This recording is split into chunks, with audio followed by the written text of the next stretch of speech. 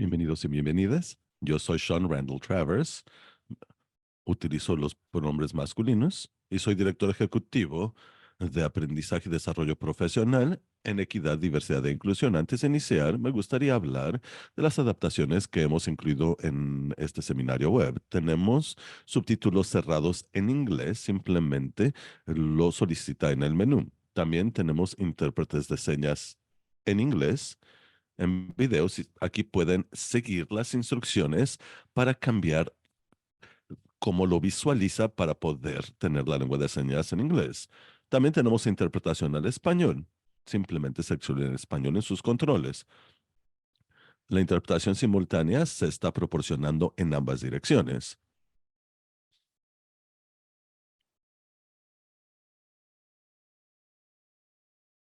Si no entendieron lo que acabo de decir en español, por favor aproveche la función de interpretación para hacerlo. Desplácese a la parte inferior de la pantalla donde están los controles y haga clic en el icono de interpretación, parece un globo terráqueo, y seleccione español como su idioma. Si nos acompaña a través de la aplicación móvil de Zoom, como en tableta, celular, etcétera, presione los puntos suspensivos, luego interpretación, y luego elegiría su idioma.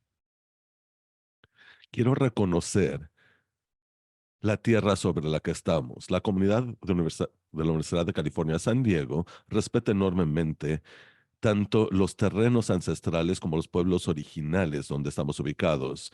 Nuestra universidad fue construida en el territorio de la nación Kumeyaay. Hoy el pueblo Kumeyaay continúa conservando su soberanía política y tradiciones culturales y son integrantes vitales de la comunidad. Agradecemos sus enormes contribuciones y su gestión responsable de la tierra. Gracias por acompañarnos en esta siguiente edición de la serie Como Tritones, Todos Pertenecemos. Si quieren conocer más sobre nuestros eventos presenciales, sobre cómo dialogar a través de diferencias y en línea, visiten nuestro portal en línea que, que es diversity.usd.edu/tritons-medio pilón y también el código QR. Ahora es un honor presentar al rector de la Universidad de California, San Diego. El director ejecutivo y rector Pradip Khosla ha posicionado a nuestro instituto para definir el futuro de la Universidad de Investigación del Futuro. Activó el primer plan estratégico en la historia de la universidad y llevó a cabo una ambiciosa campaña de a 10 años. Un emprendimiento de $10,000 millones que recabó 3,000 millones de ellos y ha transformado física, intelectual y culturalmente a la universidad de manera exitosa. Eso moldea a la universidad en una que está centrada en el alumno, centrada, impulsada por investigación y el destino de preferencia para alumnos, docentes, investigadores, pacientes y la comunidad en general. Bajo su liderazgo, la Universidad de California, San Diego ha ampliado el acceso universitario y asequibilidad para alumnos de comunidades marginadas y ha ampliado iniciativas de investigación interdisciplinaria para resolver problemas de nuestra sociedad y fortalecer alianzas con la comunidad y en otras universidades para impulsar impactos regionales. Bienvenido, Rector Kosla. Gracias, doctor Travers. Y hola, tritones, bienvenidos. A principios de este año lanzamos la serie Como Tritones Todos Pertenecemos, cuyo enfoque fue crear mayor comprensión y compasión en estos difíciles tiempos. En esta serie hemos aprendido sobre cómo dialogar a través de diferencias, así como conceptos de libertad de expresión y libertad académica. Universidad de California, San Diego, siempre seremos solidarios contra islamofobia, antisemitismo y en contra de todo tipo de odio, discriminación e intolerancia. Nuestro diálogo esta mañana se enfocará en islamofobia para aprender más de esta forma de odio, para poder entender qué podemos hacer de manera conjunta y en título individual para combatir dicho odio. Y esta tarde tendremos un diálogo sobre antisemitismo y al escuchar estos diálogos les invito a abordar estos temas de islamofobia y antisemitismo con un espíritu de curiosidad y de aprendizaje y les pido reflexionar sobre qué significa islamofobia para usted y para tritones que se identifican como musulmanes y qué significa para todo el plantel universitario y nuestras alianzas. Y de manera más importante, quiero que aprendamos sobre sesgos y prejuicios potentes que afectan a estas comunidades. Estos diálogos son esenciales para forjar lazos entre nosotros y ejercer nuestro principio de comunidad en la Universidad de California, San Diego. Debemos abordar estos temas de gran importancia de tal forma que respetemos la dignidad inherente en cada uno de nosotros. Esto quiere decir escucharnos con compasión, respeto y tolerancia. E incluso cuando hay diferencias de creencias y opiniones muy arraigadas, podemos llevar a cabo estos diálogos a pesar de ser incómodos, porque al hacerlo, promovemos un sentido de pertenencia para todo y todo integrante de nuestra comunidad y fortalecemos la compasión entre nosotros y cultivamos una comunidad en que todos sientan un sentido de pertenencia y nos comprometemos a aprender, apoyarnos entre sí y trabajar hacia un entendimiento mutuo. Así que les invito a continuar aprendiendo y ampliando su entendimiento de, an- de islamofobia y antisemitismo como parte de esta serie en sus comunidades, porque todo Tritón y to- como tritones, todos pertenecemos a la Universidad de California. Tú perteneces a la Universidad de California, San Diego. Quiero agradecer a la vicerrectora de Diversidad, Equidad e Inclusión, Becky Pettit, y a su equipo de liderazgo y su liderazgo personal para llevar a cabo esta importante conversación. Así que aquí estamos, doctora Pettit. Adelante.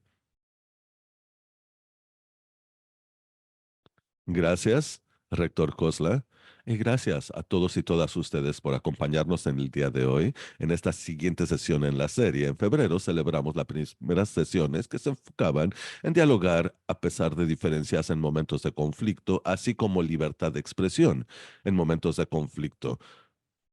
Quienes asistieron les pareció informadoras y útiles las conversaciones y están grabadas ahora en nuestro portal en internet y se compartirá ahora un enlace en el chat para que puedan reproducirlas después o compartirlas con otras personas que consideran que se beneficiarían del contenido. Esta tarde, como indicó el rector Koshla, les invito a acompañarnos en la sesión sobre antisemitismo. Ese enlace también se compartirá ahora en el chat para registrarse si gustan acompañarnos para dicha sesión. En este momento nos enfocaremos al importante tema de islamofobia. Para ello presento a nuestra ponente, Maja Al-Jeneiri. Ella es fundadora del grupo de redes islámicas y funge como su directora ejecutiva a cargo de la organización. Es autora de manuales sobre cómo acercarse con musulmanes estadounidenses y lleva a cabo seminarios para instituciones públicas para desarrollar competencias culturales con la comunidad musulmana estadounidense. Tiene una maestría de la Universidad de Stanford y una licenciatura en Ciencias Políticas y Economía de la Universidad Americana en Cairo. Ha instruido sobre Islam en el mundo moderno en universidades como Santa Clara University y la Universidad de California, Santa Cruz. Ha sido reconocida con una serie de galardones, entre ellos el Premio a Liderazgo en Derechos Civiles de la Asociación Californiana de Organizaciones de Derechos Humanos, líder del año, y el premio comunitario docente NAAC Pensil del Valle del Silicio. Es asesor actualmente de la Comisión Californiana de Normas para Elementos de la Policía, integrante del Foro de Libertad que brinda educación sobre la primera enmienda constitucional y comisionada en el equipo de trabajo de delitos de odio en el condado de Santa Clara. Acompáñenme a dar la bienvenida a Maja.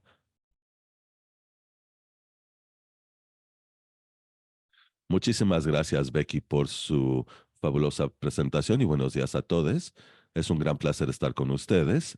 ¿Por qué no comenzamos? Voy a solicitar a mi colega avanzar con la diapositiva para comenzar ya a entrar en tema. El título de esta presentación, el día de hoy es, como ven en pantalla, Islamofobia y sus impactos en musulmanes y árabes. Antes de comenzar con el diálogo sobre islamofobia. En la siguiente diapositiva primero definiremos a quiénes nos referimos cuando decimos musulmanes y árabes. Iniciemos con musulmanes. Los musulmanes representan alrededor del 25% de la población mundial y radican en todos los continentes del mundo. Hay alrededor de 50 países con mayoría musulmana y poblaciones con minorías importantes en China, Europa, Rusia y las Américas.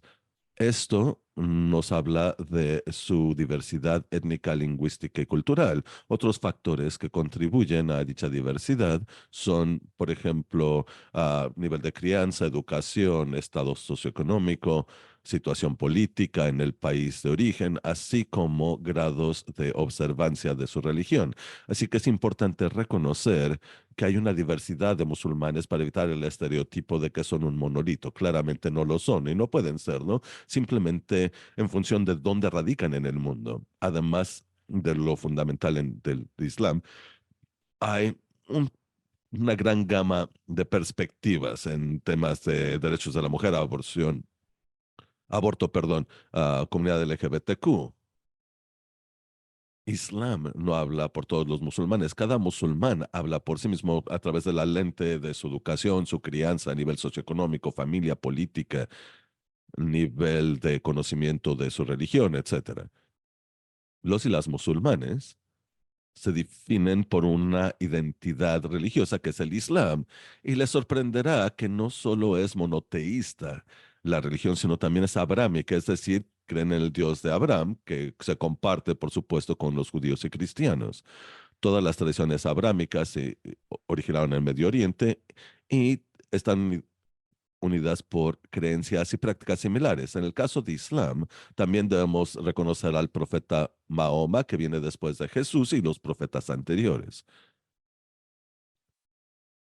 Siguiente, como tradición abrámica, es una forma de vida del Islam que lleva al cultivo de una excelencia en el carácter moral para mejorar a sí mismo y el mundo a su alrededor. Algunos de los valores que fomenta el Islam, como ven en pantalla, son familia y comunidad, vida, merced, justicia y compasión.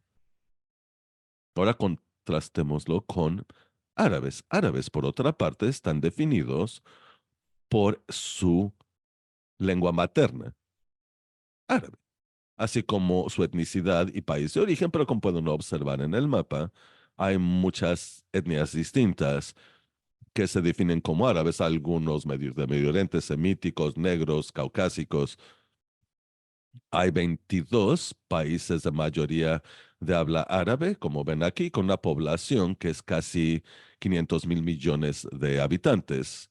La mayoría de los árabes son musulmanes, pero también tenemos minorías cristianas importantes. Yo me crié en Egipto y el 15-20% de los egipcios son cristianos. También tenemos druidos y judíos. También en Egipto tenemos una población importante de árabes, judíos, egipcios. Ahora hablemos de islamofobia, pero tengan estas definiciones en mente porque voy a hablar un poquito más de ellas sobre el impacto que tiene la islamofobia. Siguiente, por favor. La islamofobia es básicamente un marco o una serie de creencias o una ideología mediante la cual visualizamos y representamos a islam y musulmanes en la sociedad, no solo en Estados Unidos, sino alrededor del mundo. Y el enmarcar este islam utiliza narrativas negativas, obviamente lleva a sesgos o prejuicios contra musulmanes que lleva a prácticas de discriminación y ocasiones de odio.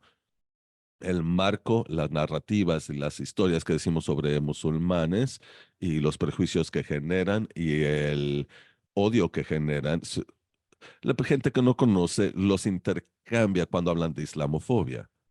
Lo ven como intercambiable cuando hablan de islamofobia. Y hablaremos primero de los marcos predominantes y como lo denominamos en nuestro grupo, es que si islamofobia es un grupo, hablemos de los marcos asociados, perdón, con islamofobia para poder segregar, porque es fácil segregarlo de sus consecuencias y es importante abordar estos marcos para evitar las consecuencias de la islamofobia. Siguiente, por favor.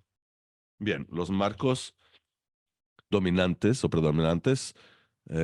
Son, por ejemplo, uno de los más comunes es que Islam es culturalmente incompatible con la sociedad de Occidente, así que no pertenecen. Segundo, que Islam es una religión de violencia, por ende, los musulmanes tienen cierta propensidad hacia la violencia. Y el tercer marco es que Islam es un bloque monolítico, es decir, nada les distingue entre sí, todos son iguales. Así es típicamente como vemos en los medios a los musulmanes como molestos, enojados. Aquí vemos, por ejemplo, en medios la furia musulmana. La persona que lo publicó es una persona islamofoba y ahora describiré en más detalle qué impactos puede tener en los y las musulmanes.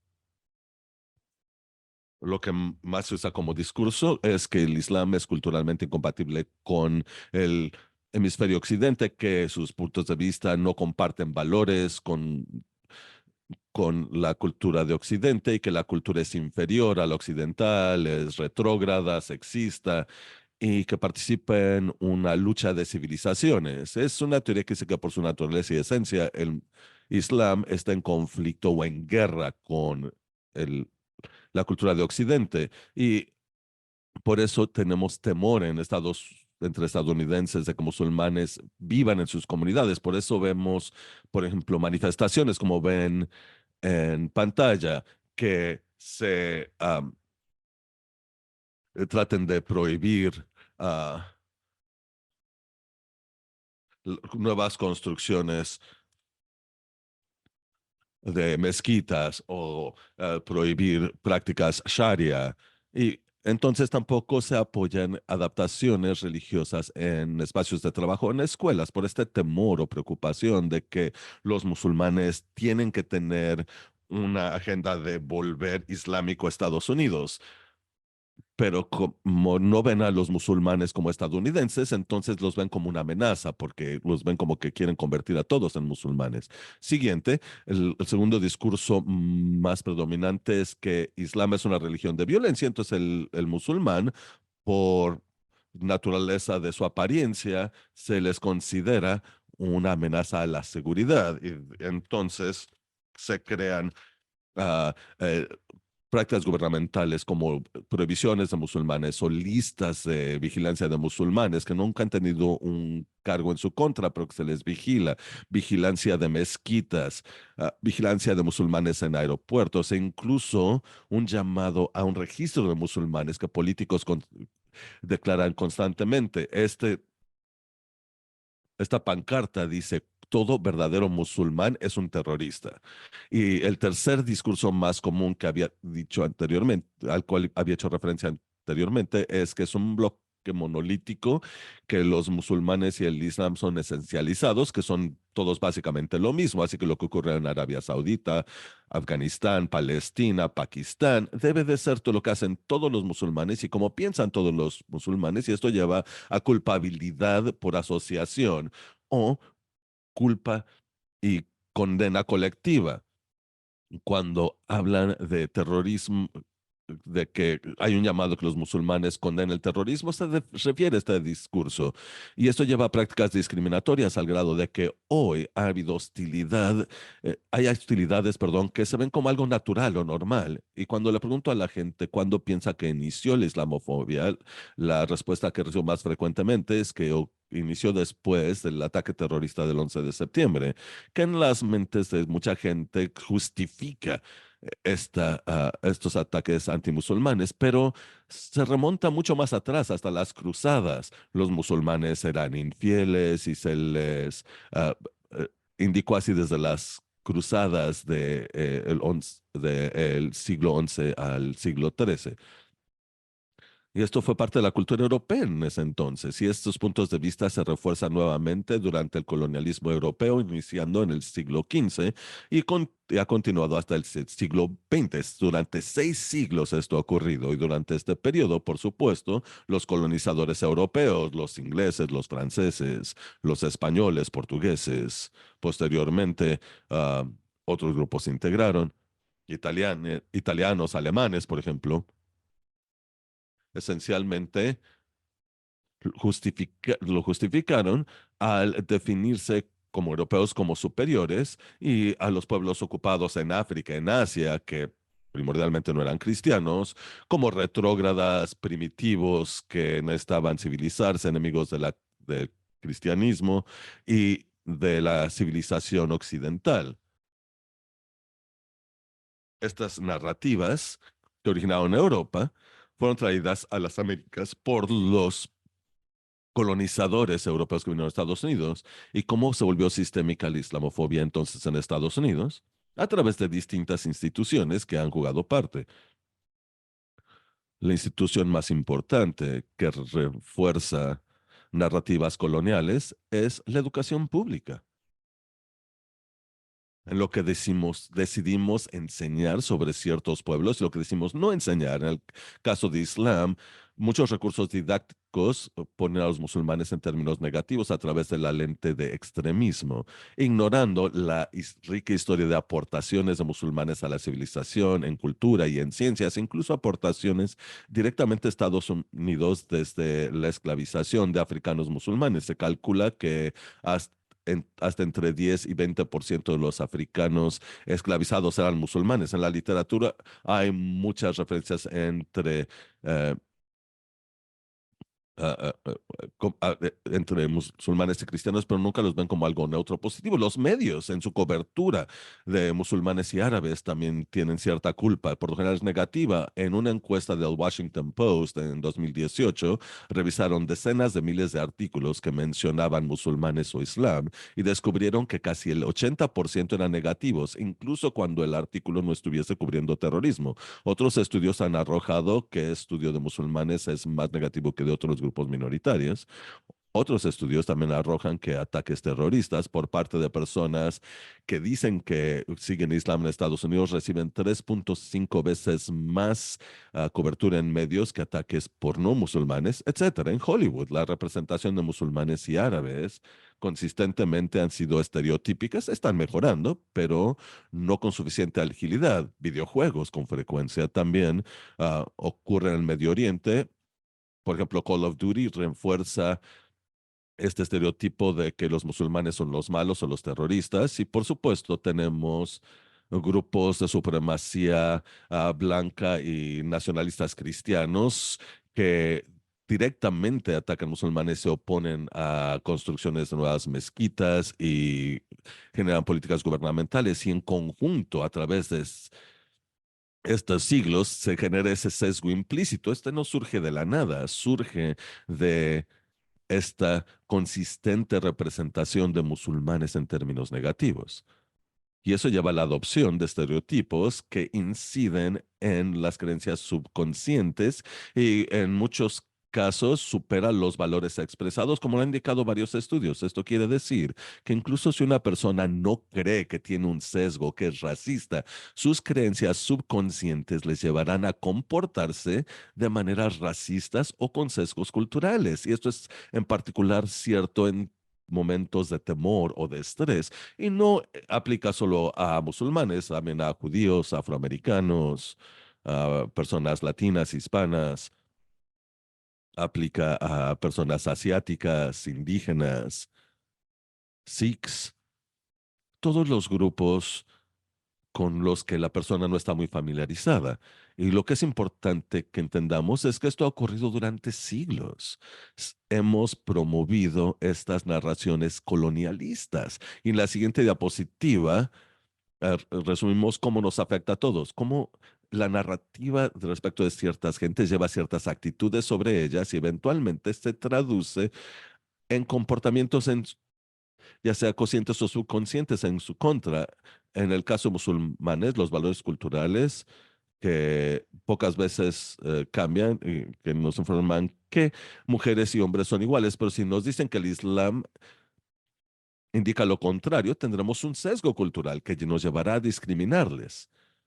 Sobre el agua vemos la conducta y es lo único que vemos. Y en el caso de Estados Unidos, tenemos muchas falsas creencias sobre musulmanes y otros grupos de personas. Mi punto es que los sesgos implícitos no surgen de la nada. Todos hemos He escuchado narrativas colonialistas sobre otros pueblos durante toda nuestra vida en Estados Unidos y esto surge de una gran historia de internalizar falsas creencias que crearon hace siglos grupos que estaban colonizando a otros grupos. Y hasta que interroguemos esas narrativas culturales de manera institucional e interpersonal, seguiremos sometiendo a personas a estos juicios con sesgos, sean personas de tez negra, café, árabes, latinos, musulmanes, judíos, todos y todas nos hemos visto sujetos a estas narrativas colonialistas y tenemos sesgos que verdaderamente creemos que son ciertos sobre gente con la que no hemos platicado, que no conocemos, que no estamos familiarizados con ellas y por eso esta labor es importante y el equipo de equidad, diversidad e inclusión debe de felicitársele en su universidad por hacer esta labor. Ahora hablemos de varios de estos factores en particular en contra de musulmanes.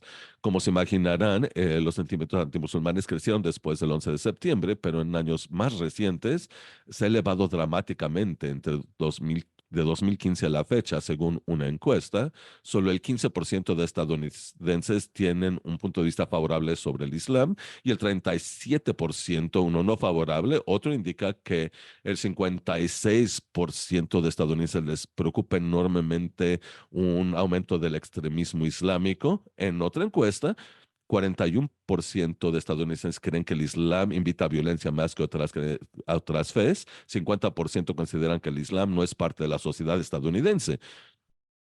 Vean cómo estos sentimientos se relacionan con las narrativas y declaraciones que mencionaba anteriormente. Y esto cambia las actitudes en contra de ciertos pueblos, en este caso musulmanes. Siguiente, por favor. Según una organización musulmana, hubo un aumento de 56% en incidentes de odio de 2022 a 2023, es decir, alrededor de 8.061 denuncias, incluso mayor a después de la prohibición musulmana o del 11 de septiembre. La mitad de ellas ocurrieron entre octubre y diciembre de 2023 y es por ello que estamos celebrando esta acción con ustedes hoy. Es importante también saber que 20% de estas denuncias fueron casos de discriminación en el trabajo. También hay una enorme diferencia entre los incidentes que se reportan y los que no. La mayoría no se reportan con una tasa de 1 a 10 por la razón entre víctima y perpetrador en escuelas, en empleos, porque la gente no lo denuncia por temor a represalias. Ahora hablemos de algunos ejemplos de las experiencias de musulmanes que se han exacerbado recientemente. Esta organización en particular, el Instituto para Políticas Sociales de Comprensión, ha estado llevando a cabo encuestas sobre musulmanes y otros grupos religiosos durante la última década.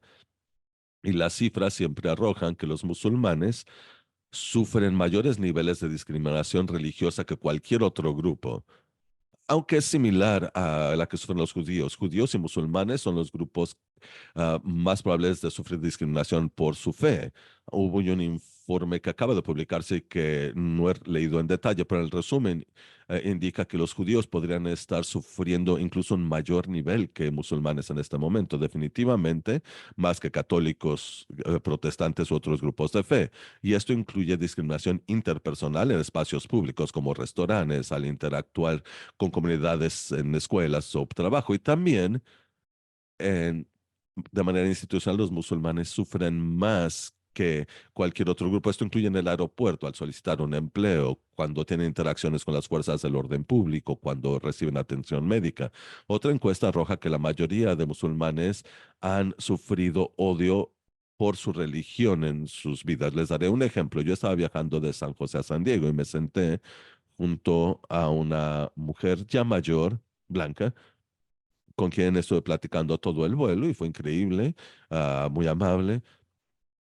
Y es un vuelo de alrededor de 1 hora. Y al estar aterrizando el vuelo, me volteé a ver y me dice, tengo que ser franca con usted. Cuando la vi inicialmente abordar el avión, le hablé a mi hija y le dije que no podía volar en el vuelo con esa mujer que acaba de abordar. Trae con ella una mochila, tengo miedo, le voy a decir al piloto porque me preocupa volar con ella, refiriéndose a mí como musulmana o árabe en su mente. Y luego me dice que Gracias a Dios, su hija la tranquilizó y abordó el avión. Imagínense su ansiedad cuando me senté junto a ella en este vuelo, creo que era de Southwest, y algo me dijo que entablar una conversación con ella en el vuelo. Esto no es atípico en las experiencias de musulmanes. ¿Cómo reaccioné? Me dejó anonadada, me quedé sentada un rato antes de bajar del avión, pero de nuevo son las experiencias que viven ah, mujeres musulmanas que utilizan el hijab como yo. Han retirado a musulmanes de aviones por estos motivos. Siguiente, por favor. Otro factor es que según muchas encuestas de varios años, vemos que una de cada dos familias musulmanas han dicho que sufren bullying por su fe. Mucho más del doble del público en general. Y según la encuesta, el 20% sufren bullying diariamente. Siguiente, por favor. De nuevo, discriminación en el empleo y en espacios de trabajo. Los musulmanes lo enfrentan al buscar empleos o en su lugar de trabajo. Solicitantes musulmanes reciben 32% menos correos electrónicos y 42% menos llamadas de seguimiento que otros prospectos. Y aunque musulmanes solo representan entre 1 y 2% de la plantilla laboral, representan el 20% de las denuncias de discriminación por religión y está subinformado porque, de nuevo, temen represalias. Y en planteles universitarios, siguiente por favor, en promedio, incluso antes del 7 de octubre, el 40% de alumnos universitarios musulmanes, según sus informes, habían sufrido acosos verbales y discriminación. Lo estaban denunciando. Esa tasa se ha elevado dramáticamente recientemente, por supuesto. Están sufriendo todos los tipos de odio que ven aquí: acoso verbal, que les digan terroristas, vandalismo de sus bienes, declaraciones islamófobas, grafiteadas en sus inmuebles, doxing, ah, personas conduciendo por el plantel universitario con fotos de ellas, intimidación, vamos a matarles a sus familias, e incluso am, ataques violentos. Ocurrió en Stanford, en mi hogar, y otros tipos de violencia. Y por supuesto, en el peor de los casos, vemos violencia de odio. En octubre del año pasado, el país lamentó el fallecimiento de Fahim Lume, el pequeño niño que ven del lado derecho, a quien apuñalaron 26 veces en su casa en Illinois.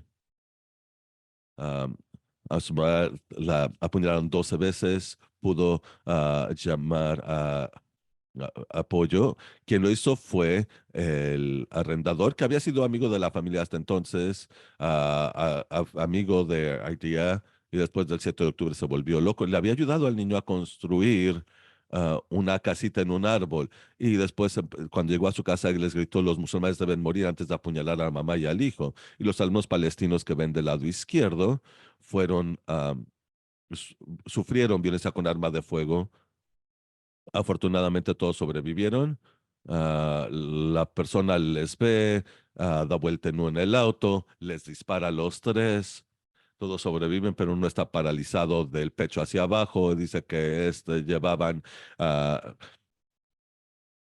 los cafés que ven en pantalla. Y la imagen en la imagen inferior izquierda es Zachary Adore, quien fue apuñalado por alguien que venía en una bicicleta que fue detrás del vehículo en el que iba con empieza a gritarles calumnias racistas. Zacarías se baja del auto, la persona lo apuñala y afortunadamente Zacarías sobrevive,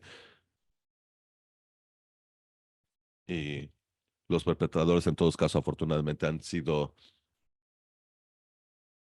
arrestados. Pero estos son los peores resultados de este tipo de islamofobia, y por eso es importante hacer esta labor. ¿Quién más es afectado o afectada por islamofobia? Árabes.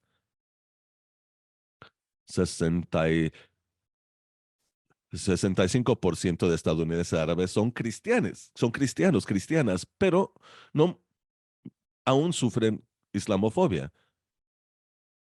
Hay muchos discursos antiárabes, antipalestinos, y confunde, y la islamofobia exacerba el sentimiento antiárabe y viceversa. El año pasado organizaciones de derechos civiles de árabes han visto un enorme aumento de 500% de incidentes antiárabes de octubre del año pasado a marzo de este año. Esta imagen es para celebrar mujeres árabes de distintos países. Otro grupo afectado por árabes son los palestinos. Organizaciones de derechos civiles palestinas también han visto un aumento en incidentes de odio contra palestinos. Una de las organizaciones informa un aumento de 320% en incidentes de odio contra palestinos. Y el racismo antipalestino ah, se basa en otros temas recurrentes o antinomias. Los palestinos son un grupo religioso. La mayoría son musulmanes, pero hay otros que son cristianos, judíos y otras religiones. Y los discursos en su contra incluyen los temas que ven en pantalla. Y han básicamente eliminado las a los palestinos en sus discursos y la islamofobia lo exacerba y viceversa. Otro grupo afectado son los Sikhs. Los Sikhs muchas veces se les confunde con musulmanes y también son víctimas de acosos, bullying y perfiles racistas. En más de un incidente ha llevado a violencia. La primera persona que se mató después del 11 de septiembre fue un empresario Sikh, Balbir Sikh Sodhi, en un crimen de odio violento en su contra. Otro ocurrió en 2002 en contra de Sikhs, un supremacista blanco que mató con arma de fuego a 7 personas, un gurdwara o templo Sikh en Oak Creek, Wisconsin. Pensó que era una mezquita lo que estaba atacando. Ahora vemos los impactos de islamofobia alrededor del mundo y quiero hablar de ello porque estoy hablando con un plantel universitario, con docentes y alumnos de un plantel universitario. Deben saber que la islamofobia hoy es transnacional. La islamofobia, como mencionaba anteriormente, inicia en Europa Occidental y luego a través de sus asentadores europeos se va trasladando en países que se convirtieron en países como Estados Unidos, Canadá, Australia, Nueva Zelanda. Y había pueblos indígenas en estas tierras antes de que llegaran los colonizadores europeos. Hoy en Europa y otros países de Occidente sigue creciendo la islamofobia por cuestiones de identidad y pertenencia. Preguntas respecto de quién pertenece, quién no, qué significa ser europeo, ser canadiense, ser australiano, etcétera. Según Naciones Unidas, ha habido un aumento en discriminación en la educación, empleo, medios, el sistema de justicia, política y redes sociales. Y uno de los principales enfoques de algunos de estos grupos de odio que se han creado se ha centrado en la construcción de mezquitas y mujeres musulmanas como un símbolo de lo ajeno y, por ejemplo, por las mascadas que utilizan. Y esto ha llevado a violencia. Por ejemplo, en 21 en Londres, Ontario, un nacionalista blanco acosó a una familia de 4 personas que ven en la imagen inferior izquierda, que estaban cruzando una calle y les atacó un vehículo que deliberadamente les atropelló y las 4 personas fallecieron. Tal vez recordarán los violentos ataques en Christchurch, Nueva Zelanda, donde supremacistas blancos mataron a 50 personas en una mezquita y lo transmitieron en vivo. Y esto llevó a ataques similares alrededor del mundo, entre ellos en Estados Unidos. Y quiero hablar del ataque en Nueva Zelanda, que fue inspirado por lo que ahora se dice la teoría del gran reemplazo, que es una teoría conspiratoria blanca que arroja que se está tratando de reemplazar a blancos por otras minorías en Europa y otros países de mayoría blanca, y esta teoría le echa la culpa a los élites liberales por la invasión de personas de izquierda no blancas, y la referencia a minorías no blancas son musulmanes y otras culturas no caucásicas, y de ahí llegaremos a la encrucijada entre islamofobia y antisemitismo. ¿Y por qué hacemos esta labor con grupos negros, latinos, así como judíos?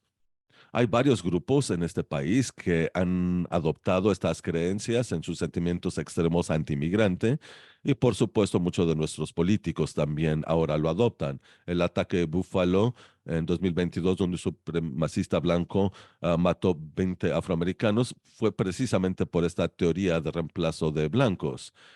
El asesinato de 11 judíos en una sinagoga fue precisamente porque estaban trabajando en migración. Así que solo para que lo tengan en cuenta. Siguiente, por favor, en Asia. La islamofobia también ha crecido en países asiáticos como India, Sri Lanka, Chinca, Myanmar, por motivos similares, etnonacionalistas y nacionalismo religioso, pero también por una amenaza percibida, como en el caso de China. Cada caso es distinto, pero mencionaré algunos de ellos. De entre 1 y 2 millones de musulmanes en China eran indígenas. Los chinos eh, los llevan a reeducación en cultura china, obligándoles a abandonar su religión, Islam, o por lo menos sanearla hasta que le gusta al gobierno chino a partir de 2017. Más de 700.000 rohinyas tuvieron que huir de Myanmar por horrenda violencia y persecución en su contra por parte primero de monjes budistas y luego reforzado por las Fuerzas Armadas del gobierno. Más de 9.000 personas fueron asesinadas y esto fue designado un genocidio. En Sri Lanka, tanto en 2018 como en 2019, cientos de edificios musulmanes, entre ellos mezquitas, fueron destruidos de nuevo por budistas mayoritarios en Sri Lanka. Y en India hoy, musulmanes siguen sufriendo bajo un gobierno de extrema derecha que les discrimina con el apoyo de nacionalistas hinduistas de extrema derecha. Y solo tengo tiempo para eso, pero brevemente hablemos de cómo contrarrestamos la islamofobia. Solo me restan unos minutos. Siguiente, por favor. Iniciaré con algunas recomendaciones interpersonales. Siguiente, por favor. Es importante empezar por uno mismo y abordar nuestros sesgos personales, desarrollar una conciencia de nuestros propios pensamientos y sentimientos para identificar esos sesgos, reflexionar sobre estos y reconocer que incluso si no crees que tienes sesgos, tu subconsciente puede llevarte a comportarte de formas sesgadas, y hay que hacer un compromiso con superar estos sesgos, reconocer cuando estás teniendo un pensamiento, una actuación con estos sesgos, reflexionar sobre de dónde provino y por qué es injusta, y no se rindan. Exige práctica y consistencia. Hay que repetirlo habitualmente. Tomará mucho tiempo el poder superar estos sesgos que hemos internalizado, por lo que nos ha alimentado el dominio público y cómo se representa a ciertos pueblos. Siguiente, por favor. Hay que poner en tela de juicio nuestros supuestos y prejuicios sobre musulmanes. Hay muchos recursos en línea, hay toda una serie de diapositivas que se llama Conociendo a Musulmanes, es fabulosa y viene con un guión y está disponible para ustedes. Tenemos respuestas a preguntas frecuentes sobre Islam y musulmanes. Creo que ya llevamos más de 300 preguntas. Son preguntas que se nos han hecho verídicamente y por eso están escritas como están escritas. Y tenemos también una lista de libros sobre musulmanes, una serie de libros distintos. Y les invitamos también a sumarse a nuestra lista de correos electrónicos, porque siempre enviamos nueva información sobre la comunidad musulmana. Siguiente, por favor. Solo voy a poder presentar un par de recomendaciones institucionales en las próximas diapositivas. Siguiente, por favor. Es importante iniciar por entender las circunstancias detrás de los delitos de odio contra musulmanes, el entorno político que lleva a estos delitos de odio, y se debe a retórica en los medios y funcionarios de gobierno que atacan el Islam en redes sociales o medios convencionales y esto lleva a mayor odio. Por eso vimos esos picos en 2015, 2016 durante las elecciones, porque muchos candidatos republicanos estaban diciendo discursos negativos contra el Islam e incluso eh, y también es importante que lo que hacen los medios para apoyar por ejemplo, la guerra en el Medio Oriente. Eh, Utilizan discursos antimusulmanes y eso aumenta la violencia contra musulmanes y también los ataques terroristas internacionales o internos. Y de nuevo, reciben una cobertura tres veces mayor que otros ataques, como ataques de supremacistas blancos o de ataques masivos con armas de fuego. Y esto lleva a ataques en mezquitas y por eso hay que iniciar felicito a su rectora por iniciar esta labor para impedir el odio en sus planteles universitarios cuando acudan al de antisemitismo, pero en situaciones similares. La seguridad de nuestros y nuestras alumnas es de primordial importancia y tenemos algunas recomendaciones que han sido exitosas en otros espacios. Llevar a cabo un diagnóstico del clima y responder de manera acorde, crear un comité asesor sobre vida estudiantil musulmana y árabe que puede llevar a políticas y elevar la conciencia sobre islamofobia y el racismo antipalestino a través de sus esfuerzos de diversidad, de equidad e inclusión y espero que tengan una administración como esta exclusivamente sobre el racismo antipalestino y responder de manera ágil a a todo tipo de intolerancia o fanatismo, hacer adaptaciones religiosas o culturales. No puedo presentarles el día de hoy, pero lo puedo comentar con la administración posteriormente. Y por supuesto, contratar un director o directora de tiempo completo sobre vida musulmana, si aún no cuentan con uno. Y por último, unas palabras sobre experiencias de empleados y empleadas hoy en día, que es importante tener en cuenta. Musulmanes y otros y otras empleadas que les apoyan o que apoyan a palestinos sienten todo lo que ven en pantalla, silenciados, marginados, debido a sus puntos de vista políticas o inquietudes humanitarias en función de los eventos actuales. Incluso si una persona está pidiendo un alto al fuego en contra civiles palestinos, ah, se les considera como que están apoyando a Hamas, lo cual es una locura. Se les caracteriza erróneamente por su identidad étnico-religiosa. Algunos patrones se sienten ansiosos por lo que ven en noticias sobre bajas civiles en Gaza, en su mayoría mujeres y menores de edad, que es una serie de incidentes que ocurrieron en esos países del Medio Oriente también apoyados por Estados Unidos. También se nos ha dicho que lo que está ocurriendo también está afectando a empleados latines o asiáticos que por cosas que ocurrieron también en sus países apoyados por el gobierno de Estados Unidos. Así que no solo está afectando a los grupos que pensarían como judíos y musulmanes, sino que también está afectando a otras personas. Sienten, sienten temor y nerviosismo sobre que se les considere islamofobia, se dicen, incluso sin su intención es solo conocer qué está ocurriendo. Entonces, empleados que no están afectados por Gaza Israel están dedicando tiempo y energía a evitar conversaciones y personas. Simplemente lo están conservando por dentro y están molestos por lo que consideran un entorno laboral hostil o un entorno escolar hostil por la percepción de apoyo una parte versus la otra o acciones institucionales o inacción institucional en resolver preocupaciones. Cuando una persona denuncia un problema, con mucha frecuencia nada ocurre y no ocurren cambios o temen represalias si lo denuncian. Voy a cerrar con eso porque solo nos restan 10 minutos. Tenía mucho más que presentarles, pero había sugerido que pudiéramos tener una sesión posterior sobre cómo tener espacio de trabajo y planteles universitarios de paz y compromiso. hablaré un poco más, no solo de las celebraciones, sino que es importante que los musulmanes estrictos no consumen puerco. No todos los musulmanes, depende de qué tan estrictamente sigan la religión, no presuponamos, pero los observadores de toda la región no ah, ah, consumen productos incluso gelatinosos de puerco, solo alimentos considerados halal. Así el manejo de alimentos es importante, utilizar distintos utensilios.